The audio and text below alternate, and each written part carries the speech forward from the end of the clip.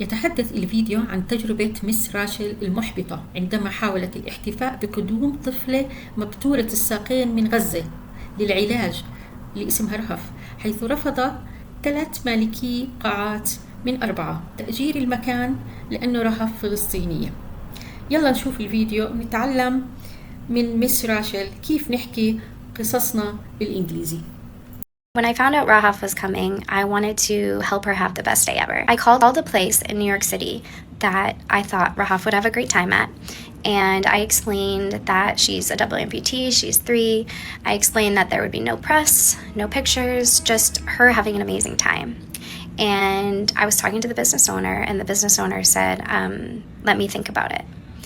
And I was just crushed. I didn't understand why she would say she needed to think about it. I realized it wasn't going to be a good atmosphere, so I just said, actually, never mind, I'm going to try somewhere else. And then she said, yeah, so sorry, it's really complicated. And I was like, it's actually not complicated. So then I called another place, and this time I was very hesitant on the phone explaining the situation, but I did explain there'd be no press, no photos, so I was gonna rent the whole place, so there'd be no other customers, which you can do for a birthday at these places. And the woman on the phone was so kind, and she said, definitely. She said, we even have a Palestinian employee. So I was so touched. This is gonna be so great, and I'm so excited.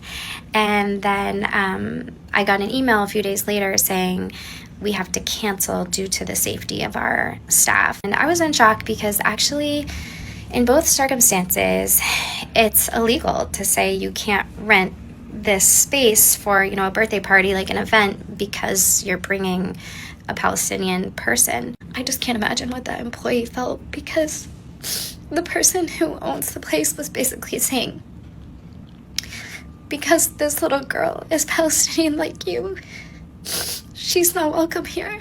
Could have said, I'm gonna rent the whole space for a kid's party and just shown up. I shouldn't have had to ask permission, but I guess I just thought maybe I should, and that maybe they'd make it extra special. Oh, and then the 4th place I called. I didn't even mention the first one because it's a long story, but the 4th place I called, explained the situation.